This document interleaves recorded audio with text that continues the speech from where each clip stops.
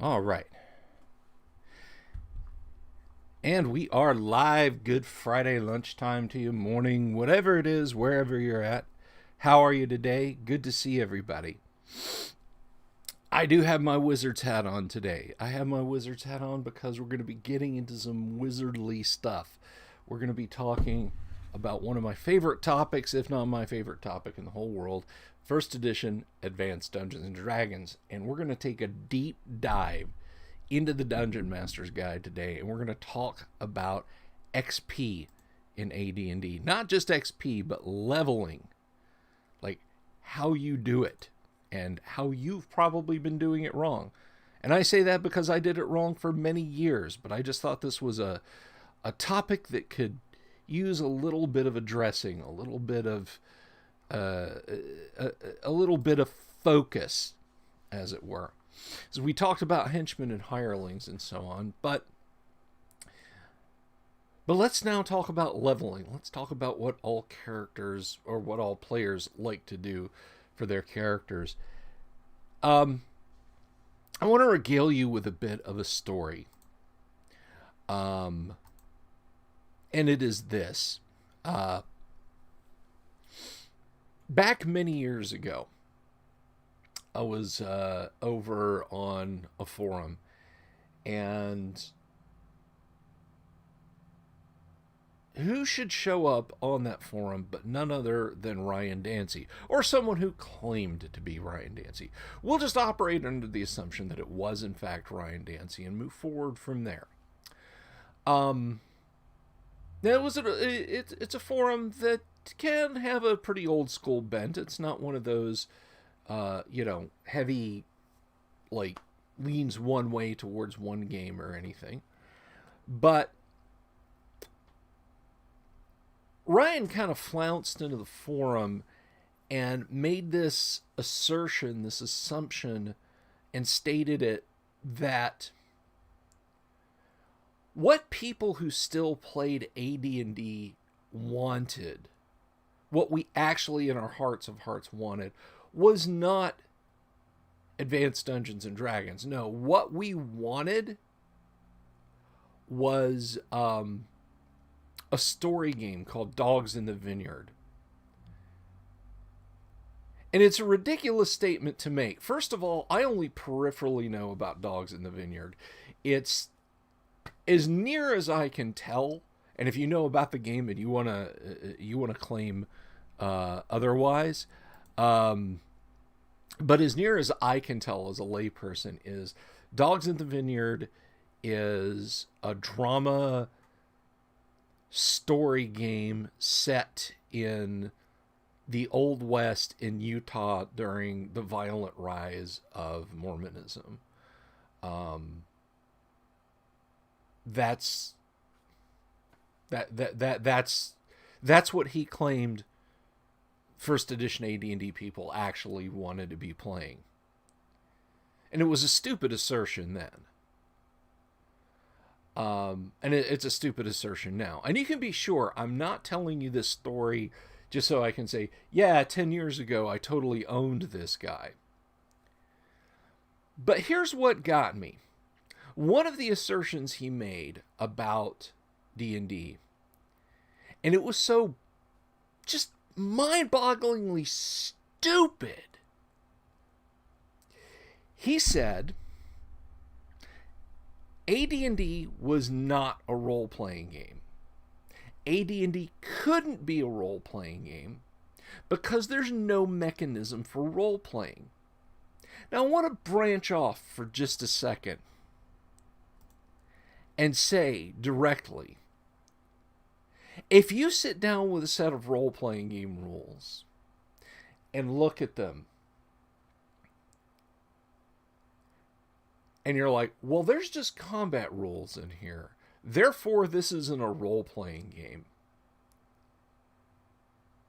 then you need to check out of the role-playing game hobby for a while. Okay? A set of Mother May I rules in a game are not what makes it a role-playing game. I mean, you can you can make a role-playing game out of just about any kind of game. But again, his assertion was because there aren't specific rules for playing for role playing in AD&D, that AD&D was not a role playing game. Dogs in the Vineyard had specific rules for role playing. This man supposedly engineered the comeback of Dungeons and Dragons under 3rd edition. Now, I want to be clear. Thank you, Ryan Dancy and Peter, can't remember his last name, Peter Adkinson, and the rest of those guys who created the OGL. Without the OGL, AD&D couldn't have been recreated in Osric and made publishable AD&D stuff. I absolutely appreciate that. But the utter absurdity. I mean, what did he see when he came in to TSR's offices? Because I'm going to assume that he never played classic AD&D. Ever. What could he have seen when he came into TSR's offices and took a look at 2nd edition? I don't know. I checked out of AD&D well before 2nd edition.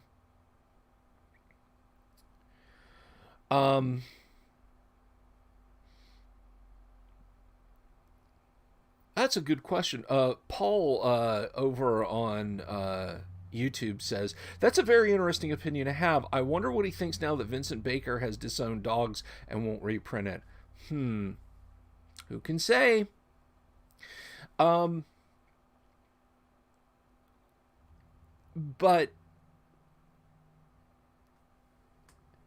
as soon as he said there are no rules for role-playing in AD&D, I knew that he was trolling. He was being he was being deliberately disingenuous. At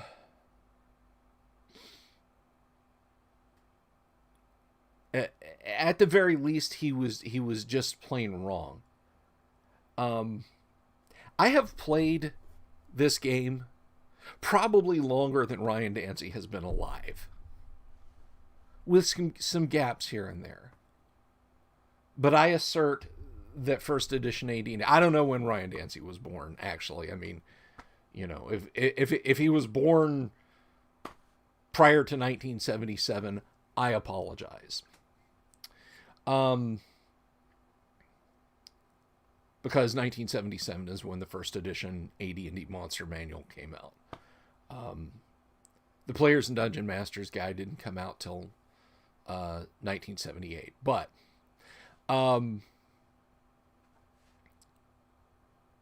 I knew he was wrong. I knew for a fact he was wrong.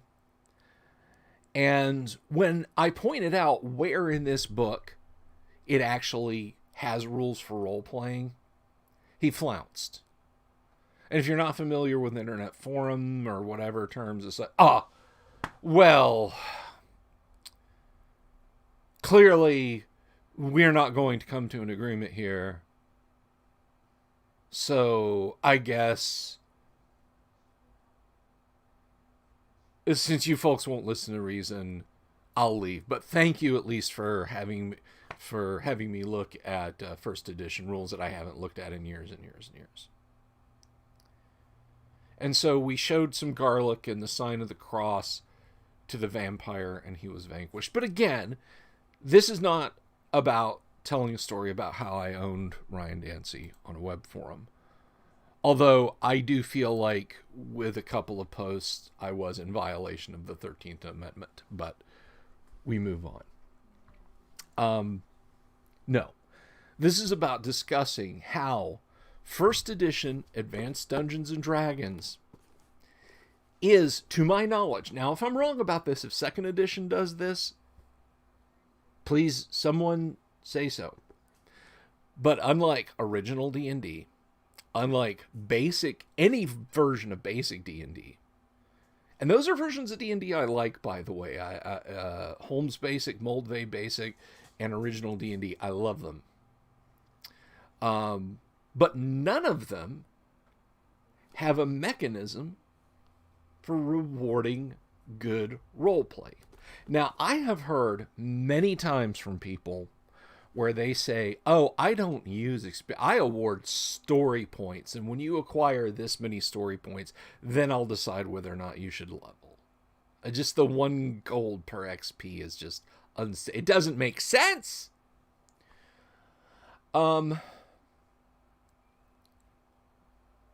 You know, the killing monsters is the only way to advance your character, and so on and etc.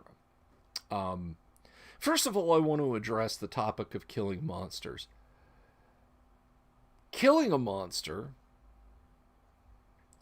and by monster, I mean anything that you might come across. A high-level NPC, a village full of angry people, whatever.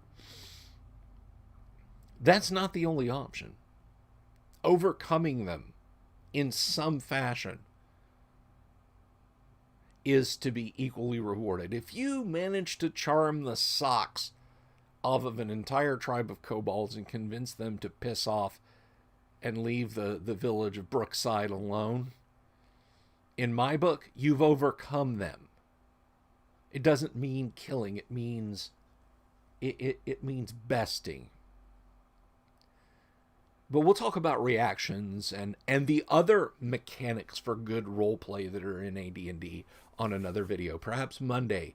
Yes, I think Monday, a discussion of good role-playing is what's in order for the live stream. But let us focus on this. The mechanics for rewarding good role-playing are right in here. They always have been in here. And people who say, oh, AD&D, it doesn't, you know, you just kill monsters and take gold and then you get XP to level up, and I don't do that. So I award story points, or I decide when everyone levels and tell them when everyone levels because the story has moved on, and etc. That's like me saying I don't like rubber tires on my car, so I'm going to grow trees and get gutta percha. Is it gutta percha? This black tarry rubbery stuff. I don't think it's gutta percha. I think that's actually a kind of paper. But anyway, and making my own tires with those. You're reinventing the wheel, I guess, is the bad joke I'm trying to make. Cerulean says, but rewarding roleplay points has always been on to me. And I agree. Like, my Monday night game, people will make puns or jokes or suggest things, and I'll say, write down 50 points, 50 experience points on your character sheet, just because it amuses me. All right. But I don't give whole levels. I don't have story points that players must earn. No. That mechanism is baked into... No, it's not baked. People say it's baked into the rules. It's not baked in. It is welded in. It is bolted in. It is strong iron. And I'm going to read this section. Normally, I wouldn't dive this heavily in. I would just kind of skim. But I want to read this to you guys. Now, if you have a first edition Dungeon Master's Guide, and you should, all right, go buy the PDF. It's $9.99 or something on drive-thru or whatever. Get yourself a printed copy on Lulu. But this is on page 86 of the Dungeon Master's Guide if you're curious. And I'm going to read the salient, pertinent sections and pause and make some commentaries. And I will tell you how damn revolutionary this was all the way back in 1978. Experience points are merely an indication of the character's progress towards greater proficiency in his or her chosen profession. Upward progress is never automatic. Just because Nell Nimblefingers, rogue of the Thieves Guild, has managed to acquire 1,251 experience points does not mean that she suddenly becomes Nell Nimblefingers, the footpad. The gaining of sufficient experience points is necessary to indicate that a character is eligible to gain a level of experience. But the actual award is a matter for you, the DM, to decide. You see how important that is? It's not just a case of, oh, well, I have 2,501 experience points. My paladin will go train to become second level. No. Now we get like immediately to the meat of it. And this is where you as a dungeon master are given a set of tools for rewarding good role play in first edition AD&D. And it's not anywhere else in D&D.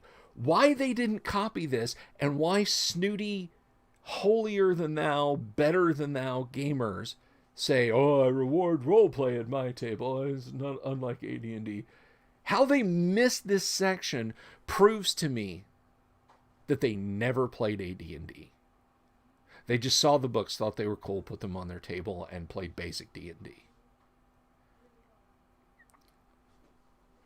Consider the normal functions of each class of character. Consider also the professed alignment of each character. Briefly assess the performance of each character after an adventure. Did he or she perform basically in the character of his or her class? Were his or her actions in keeping with his or her professed alignment? Right there. How did they play? Did they stick to their character role? Did they role play their character like they were actually lawful good or neutral evil or chaotic good or what have you? Mentally classify the overall performance as E for excellent, few deviations from a norm, assign a score of 1. Superior, deviations minimal but noted, that gets them a score of 2. Fair performance, that's an F. More norm than deviations, 3. Or P for poor, poor showing with aberrant behavior. Right there, guys, right there. We're getting into it. The machine is churning, and we are seeing how good role play is rewarded. So we have 1 to 4 possible scores. And then we get some examples. Gary doesn't just leave us hanging there. Clerics who refuse to help and heal or do not remain faithful to their deity. Fighters who hang back from combat or attempt to steal or fail to boldly lead. Magic users who seek to engage in melee or ignore magic items they could employ in crucial situation. Thieves who boldly engage in frontal attacks or refrain from acquisition of an extra bit of treasure when the opportunity presents itself. Cautious characters who do not pull their own weight. These are all clear examples of a poor rating. Guys, Gary had it absolutely right. It is right here in black and white on how to award role-playing, how to reward role-playing, and how to award experience points accordingly. Now, that takes us into the next page, or into the next paragraph rather. Award experience points normally when each character is given his or her total. Also give them an alphabetic rating, E, S, F, or P. When a character's total experience points indicate eligibility for an advancement in level, use the alphabetic assessment to assign equal weight to the behavior of the character during each separate adventure, regardless of how many or how few experience points were gained in each. The resulting total is then divided by the number of adventures to come up with a number from 1 to 4. So basically, you average their grades to come up with a number between 1 and 4. And this is the killer. This is the killer right here, guys. This number indicates the number of weeks the character must spend in study and or training before he or she actually gains the benefits of the new level. Be certain that all decimals are retained, as each 0.145 equals a game day. So I did some math last night. I created a bespoke character that had some good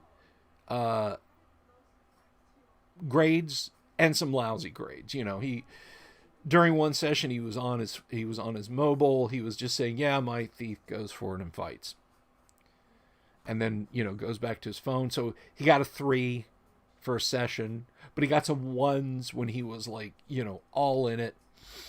And I came up after the average with a 1.8, which is 1 week and 5.5 days. I figured we could drop the half day of training, but that's 1 week, 5 days. Not only must game time be spent by the character during advancement, but treasure will have to be spent. The amount of gold pieces, or the equivalent value in gems, jewelry, magic items, etc., is found by using the simple formula. Level of the trainee character times 1500 equals weekly cost during study/training. So a second level character, 3,000 gold pieces per week. Now, my imaginary character was first level, and 1 week, 5 days is 2,700 gold. 2,700 gold. When people say that characters are Christmas trees in AD&D, that they have tons of gold, that's usually handled by a DM who doesn't do this properly. That's usually why that problem comes up. The level of the aspiring character should be computed as current, not to be gained. So just a little note there. And then it explains that initial study and or training must be conducted under the tutelage of a character of the same class and profession as the trainee, i.e. a fighter must train under a fighter, a paladin under a paladin, a druid under a druid, etc. Note that the tutor might possibly accept some combination of gold and service for the tutelage, or the DM's option. At the DM's option. I'm sorry, I don't have my readers on. Exception. A character with a performance score under 2 need not be tutored, but the study and or training time will be twice the indicated period, i.e. 1 week 2, 1.2 becomes 2.4. If a character has a performance score of 2 or greater and he or she is unable to locate a mentor to train, the character must remain at his or her current level until such time as a tutor can be located and the necessary training and or study course paid for and completed before any gain of experience is granted. Note that self-training costs more as expenses are per week and the potential option of service is excluded. Now, there's some stuff about higher level characters, how they can essentially self-train all the time. But folks, that's what I wanted to get in the meat of. Right there, it explains, it lays it out. It says, this is how you award good role play in the game. There is a mechanic. And, you talk about characters getting piles and piles and piles of gold and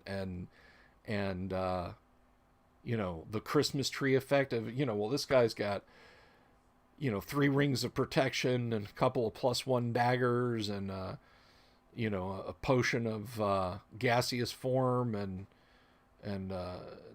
he wears +2 plate mail, but he's got +1 chainmail. If you're using the rules for training the right way, no, they don't. That stuff is having to be is being traded to trainers or sold to get money to train. Hey, Chris, greetings to you. So what you have in the Dungeon Master's Guide are rules for role-playing. It's just, and that's not the only rules for role-playing. Like I said, on Monday, we're going to talk about parlay and morale and everything else. But the very idea that AD&D doesn't reward good role-playing is completely absurd. Right there, on page 86, Gary says, reward good role-playing, punish bad role-playing. And here's how you do it in-game. A character who's constantly going, God damn it, I got a +2 longsword and, gauntlets of dexterity, but it's, got to pay 8,000 gold to level, and you guys are only paying 4,000 gold. Look to your own.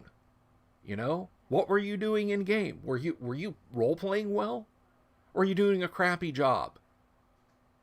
Were you barely paying attention? Were you just treating your character just like a grunt when they're a thief or a magic user, or a bard or a cleric? Or were you trying to have your fighter I'm gonna hang back. I'm gonna hang back and try, and if I get a chance, I'll flank.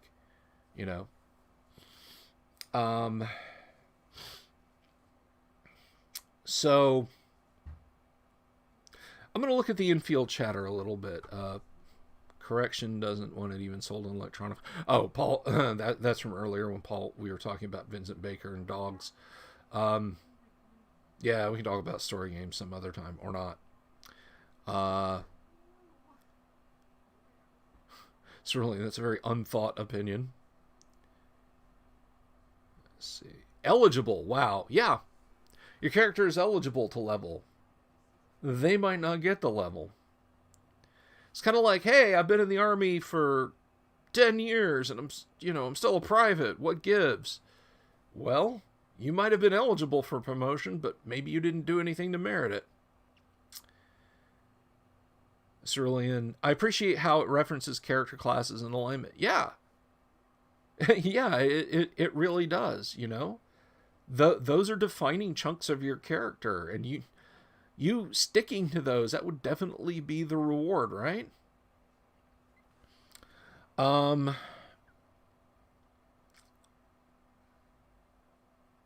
my time, I noticed that without experienced players to encourage role-playing, the players default to role-playing, ROLL playing. I think the confusion came from the abundance of combat rules. Maybe. But a good read-through of the rules on the part of the Dungeon Master and an explanation of expectations to characters, I think would go a tremendously long way to fixing that. How close is my free Osric to OD&D rules? Not very. Osric is almost a 1-to-1 recreation of Advanced Dungeons and Dragons. It doesn't have the monk character class, and I don't think it has psionics.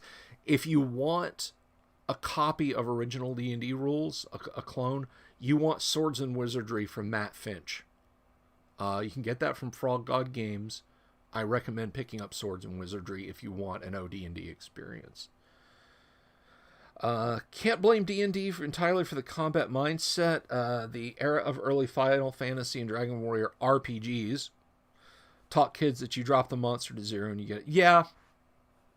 Yeah, it really does. And I mean, you can go back further than that. You can go all the way back to Wizardry from Surtech. I mean, Wizardry and Temple of Apshai are the earliest CRPGs. I mean, actual mechanically role-playing games. Colossal Cave Adventure, the guy who wrote Colossal Cave Adventure was a Spelunker and also played Dungeons and Dragons. But the game doesn't really have like 2 hits and things like that. It's just like all text adventures for computers are playing guess what I'm thinking with the programmer. Whereas a CRPG, at least you're rolling virtual dice. Hey, Chris. You're rolling virtual dice.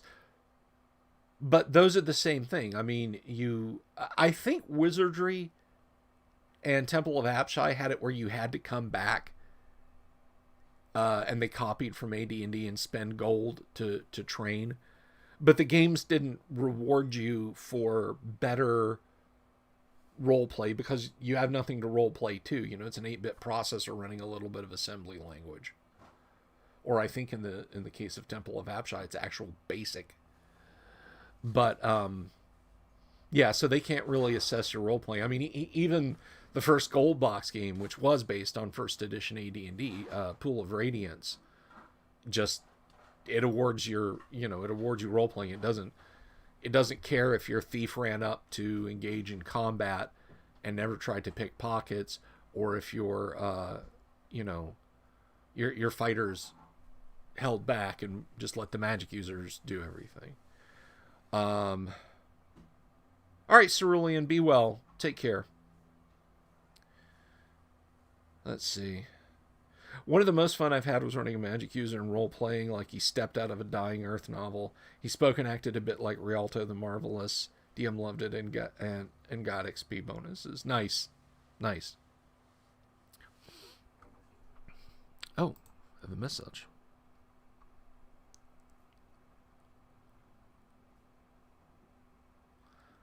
But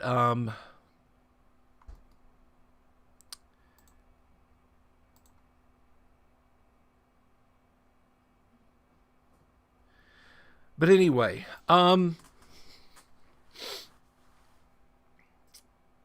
that's essentially kind of the nut, the gist of what I've been, what I've said for years, again, is that the game is all about role playing. I mean, it doesn't. So many people fall into the trap, I think, that they. Oh, hey, Grooves. They fall into the trap whereby they think that, if you don't have a shit ton of skills, if you don't have, if you don't have a backstory, that covers a page and a half of text, single spaced, that it's not and can't be a role playing game, and that's just wrong. And if you're DMing, if you're considering DMing first edition AD&D, go straight to page 86 and read it and understand it. Don't eschew it. Don't turn your nose up at it. Understand that the game wants to reward good role playing and punish bad role playing. It wants to make better role players. And it's part of what Kyle and I have talked about it. I've talked about it. But I think people's problem with AD&D for years was that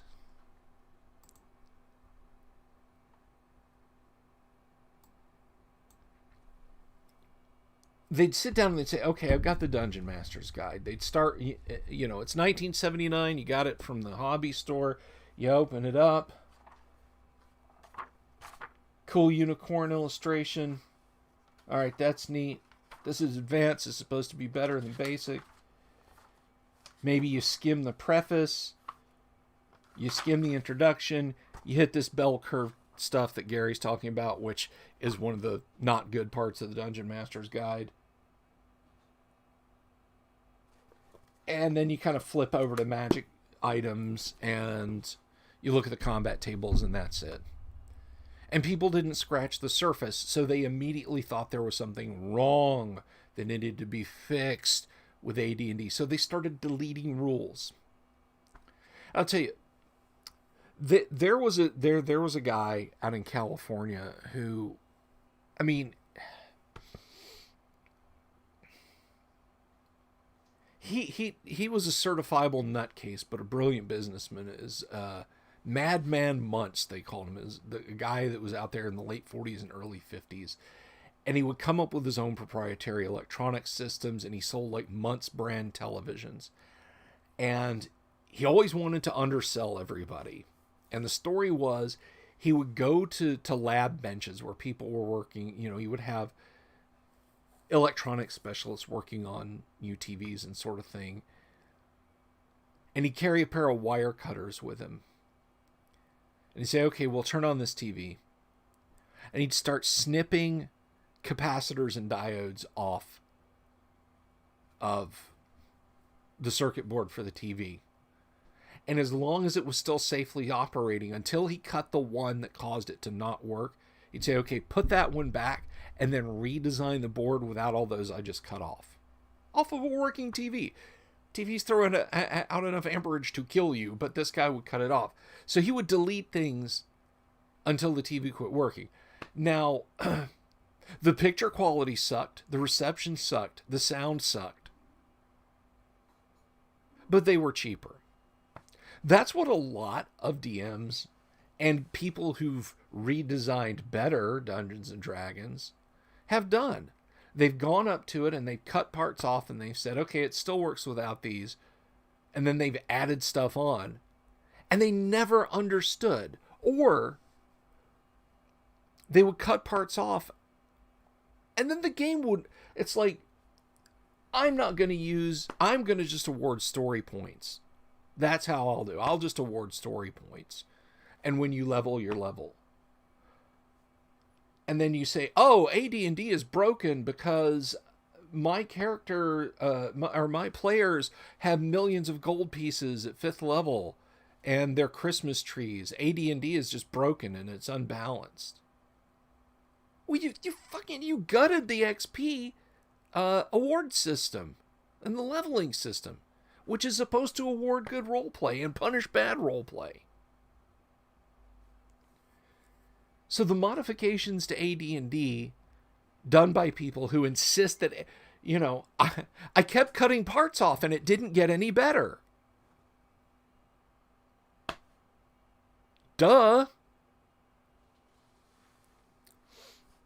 There's a school of thought that backstory skills where players think that their characters cannot do anything if it's not on their character sheet. Yeah. That's pretty much it. I mean, one of the most fun AD&D or original D&D games that I ran was with a group of people who had only played up to that point because I don't think 5th edition was out yet. They just played 4th edition. And I handed them each player, I handed a note card and a pencil, and I said, 3d6 down the line: strength, intelligence, wisdom, dexterity, constitution, charisma. Your character is carrying whatever stuff that they think they should have. If you're a magic user, you have a scroll with one spell on it. I'll let you pick it, and you have one spell memorized. People made their characters in 5 minutes. We took off. We kept going. And it went from there. And people, the players, were so happy. Like, you know how a magic user kill an ogre with his staff. Staff does 1d6 damage. Ogre had 3d6 hit points.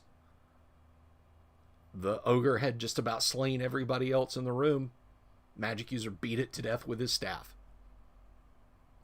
And everybody said the same thing. Whoa, it's like, you know, I don't even have to look at this to do stuff. I just tell you what I'm going to do. And I'm like, yeah, that's kind of the way it works.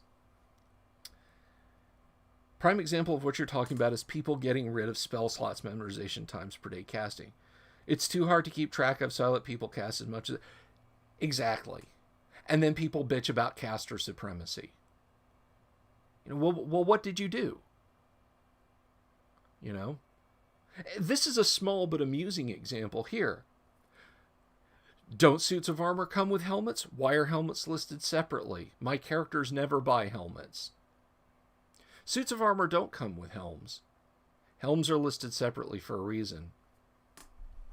If your character buys a suit of plate mail and they don't buy a helm, guess what? In here, it states flatly, intelligent monsters 50% of the time will strike at the unarmored, armor class 9, head of a character. So your characters are going to get beat around the head and shoulders unless they have a helmet. Seems like a pretty simple concept to me. So, as far as I'm concerned, yes, first edition Advanced Dungeons and Dragons has rules for role-playing in it.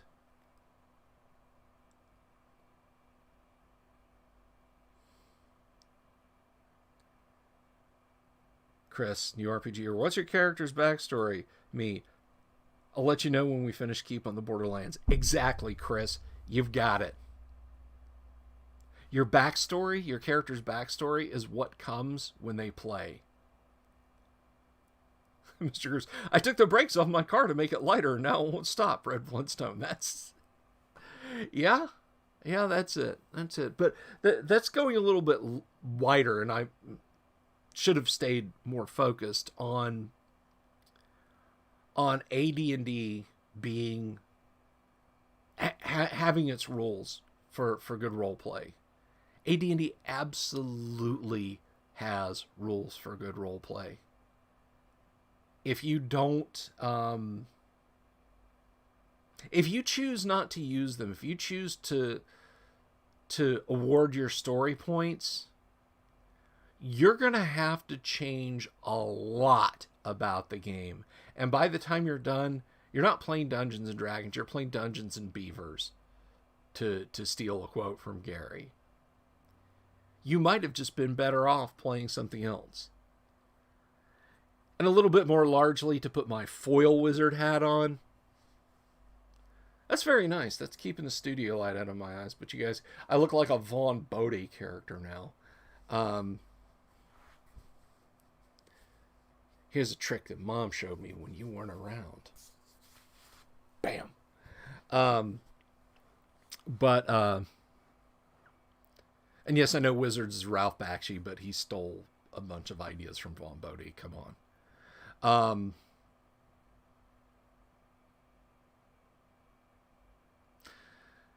Anyway, where was I? Oh, yes. You might have just been better off just playing another game, but I feel like foil hat wise, this is it.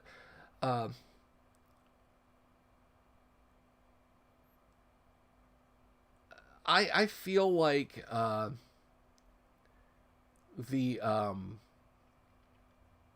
lot of people who clearly played and hated first edition AD&D back in the day just wanted the cash it of saying they were playing D&D.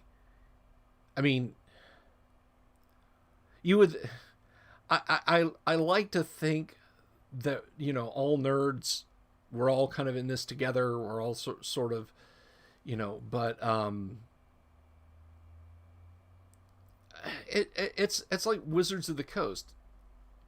The D20 system is just Talislanta with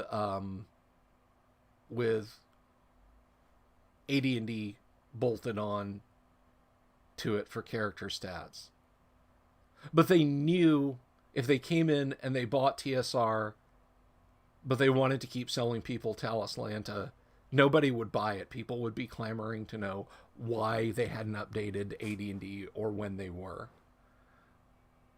So they said, well, we have the D&D name and we have a game we would rather sell. Let's just get some peanut butter in our roofing tar. You know, you got your shingles in my peanut butter. You got your peanut butter in my shingles. It's 3rd edition.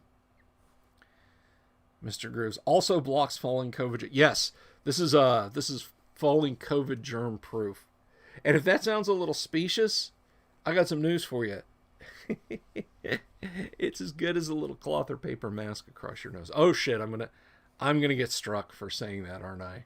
Facebook or YouTube or both are gonna strike me for saying that. Anyway, but there you have it, guys.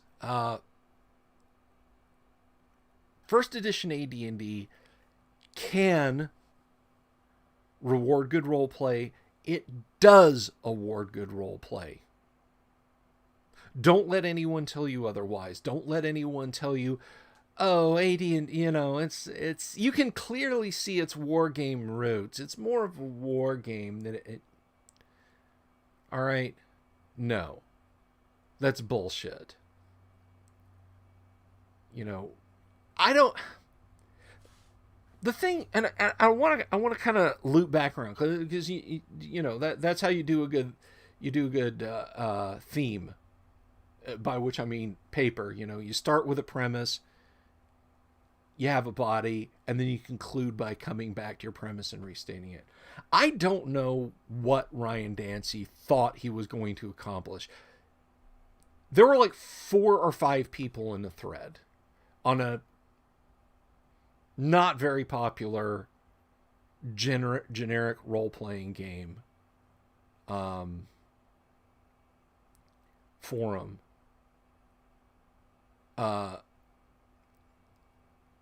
Did he honestly think that we were just going to cry hallelujah and throw our hands to the air and say, AD&D is Nick Geware, and now we're going to go play story game?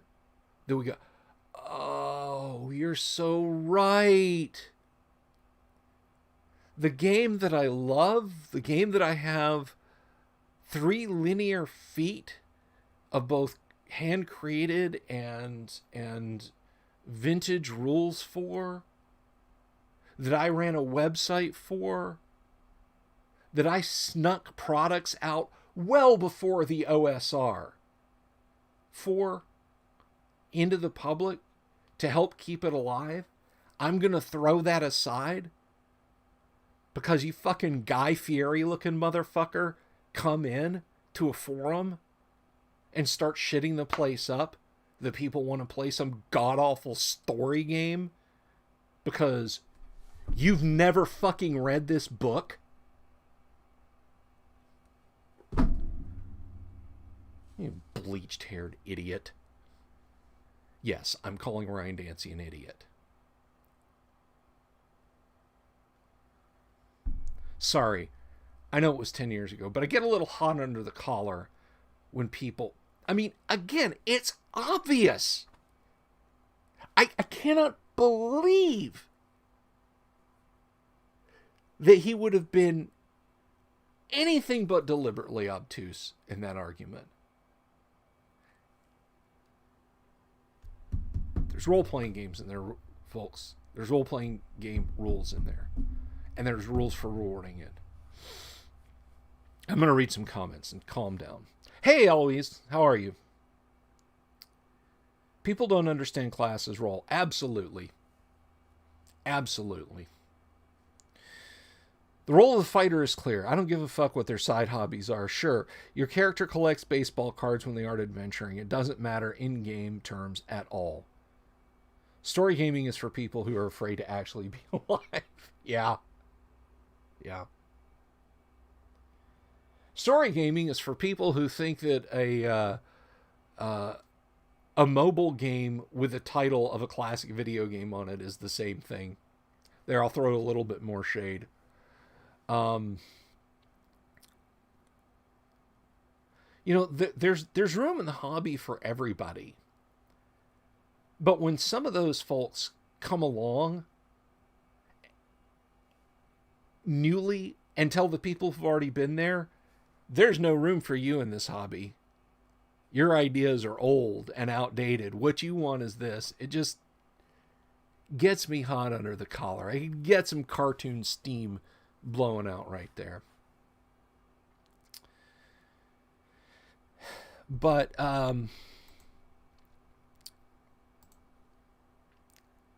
yeah, that's kind of the crux of the discussion is yes, role playing, and we're going to go into more role playing. I already teased it a little bit when I said that any encounter you overcome, anything you avoid is a victory. Now, let me be clear about something. And I just want to spoil this a little bit. I just kind of want to go. I want to go forward. I want to put this concept forward.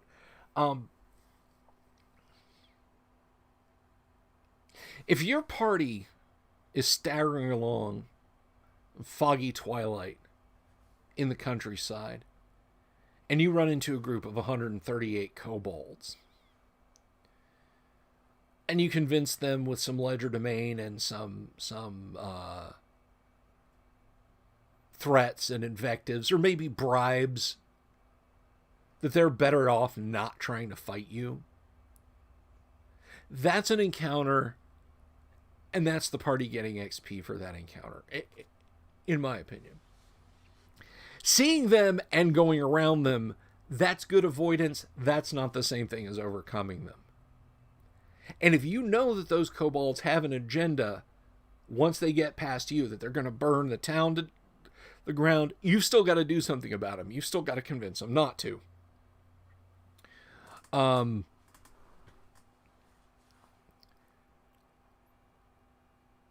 That's what I mean when I say having an encounter and encountering creatures and overcoming them. But it's not always, we want the XP for 138 kobolds. We have to kill all 138 kobolds.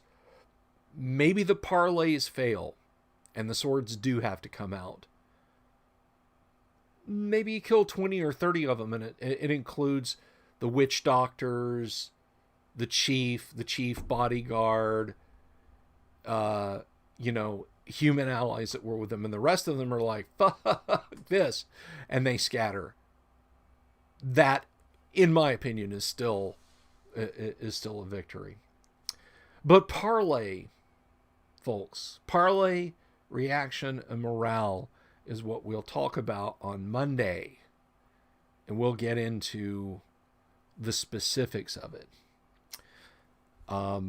The other part of good role play in first edition AD&D.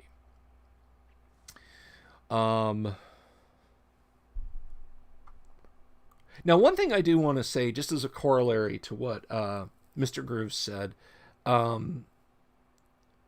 is, I don't give a fuck what their side hobbies are.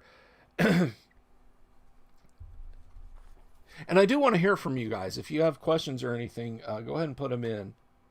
But I do want to mention, there are secondary skills in AD&D. You've got anywhere from 1 to 85% chance of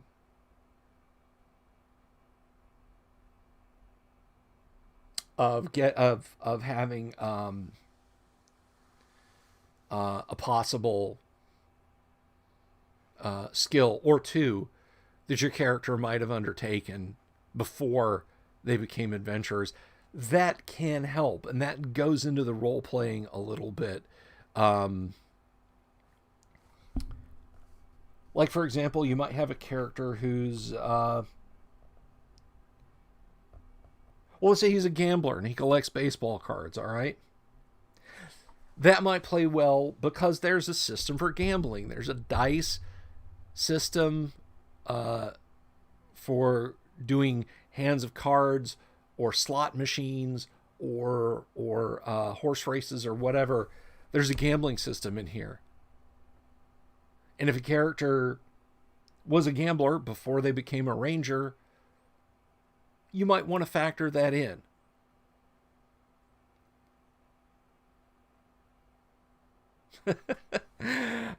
You can dovetail all that stuff into personal quests, etc., but I don't want to role play baseball card trading shop the mini game. Fair enough. Fair enough. I mean, you don't want to make the whole game about what that character does or did in the background. And I get what you're saying. I absolutely get what you're saying. I'm not saying no. It must. I'm with you. I'm just saying that there are certain aspects that will fit in, and even directly in an adventurer, like if you've got a character who was a net fisherman, all right, he might be able to take some vines and weave a net with which your character can trap a monster. You know, that's something that'll factor into it. No, it isn't the game.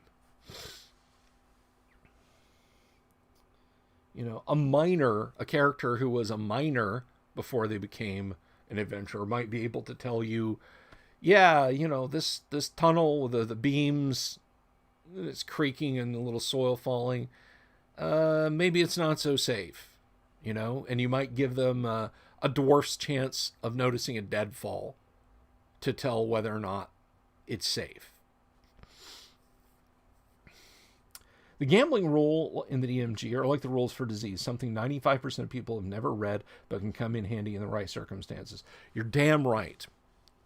My buddy Jeff, who played the wizard on Monday night before he got disintegrated. No disintegrations. Oh, wait, no. Yes, disintegrations. Yeah, he would go into back alleys and bet on actual literal rat races. And so use the gambling rules to cover that. But yes, disease rules too. The diseases should be ruled. Madness. You should definitely use madness. You should definitely use disease. Aging. All those things. Wonderful garnishes in the Dungeon Master's Guide. But that's... For those of you who had not read the Dungeon Master's Guide, maybe you get AD&D through my lens. Like you're just like, well, Bill likes to talk about AD&D and it sounds fascinating, so I watch his streams for when he talks about AD&D. If that's the case, then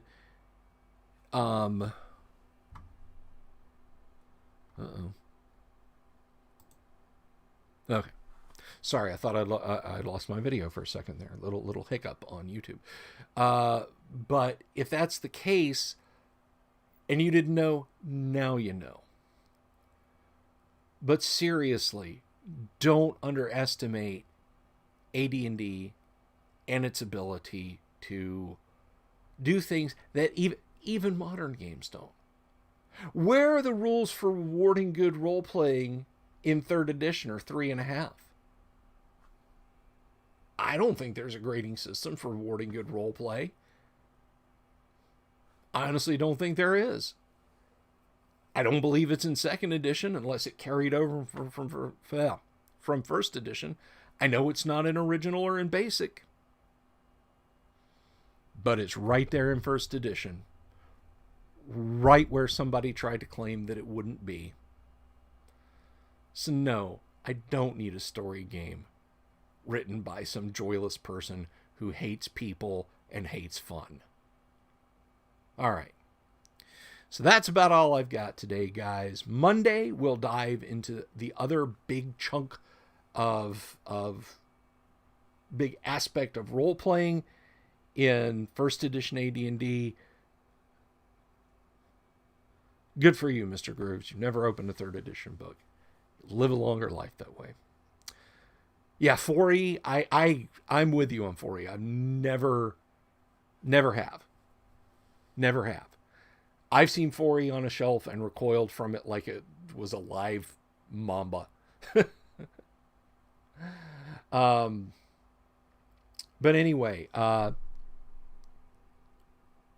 Monday we will talk about the other great role-playing mechanic. Yes, role-playing mechanic in AD&D. We'll talk about morale and reactions and how they work and how they can help your characters not have to kill everything that they run into, even when they're the bad guys.